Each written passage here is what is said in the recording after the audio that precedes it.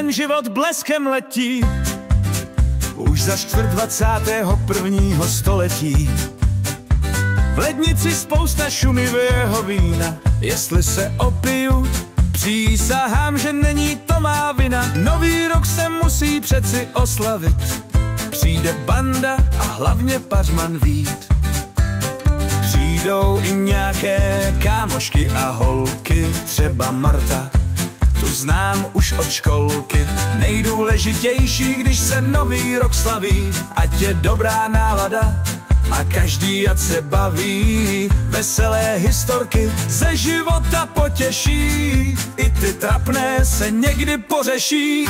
Smíchu pak plno až kanou slzy, tak si připijme, nový rok tu bude brzy.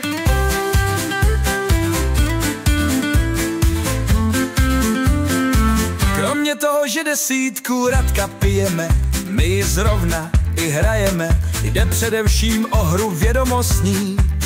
Někdy stačí ryska plácnout blbost neznalostní. Robine, co tu stojíš, sedni si, zahrajem si, tipni si. No tak já tedy tipuji, neznalostně blafuj, že by tarokové karty dárek od přítelkyně Marty. Ježíš, ty si natvrdlý, mozek máš nejspíš namrzlý. Tipni si, je přeciž hra skvělá, že jí neznáš, to jsem nevěděla.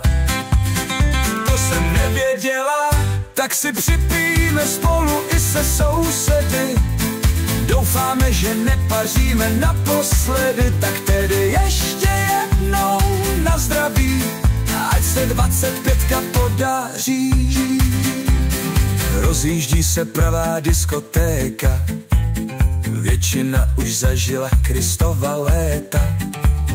Pedro, duní pokojem, jeden bomby ne jak s hnojem. Půlnoc se pomalu blíží, na nový rok se čeká a vzlíží.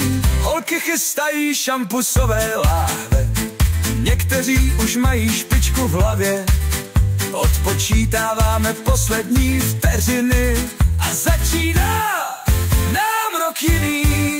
Létají řádky kolem uší, nový rok 2025 nám sluší. Tak si připijme spolu i se sousedy. Doufáme, že nepaříme naposledy. Tak tedy ještě jednou na zdraví, ať se 25 podaří. Tak si připijme spolu i se sousedy. Doufáme, že nepaříme naposledy. Tak tedy ještě jednou na zdraví, ať se 25 podaří.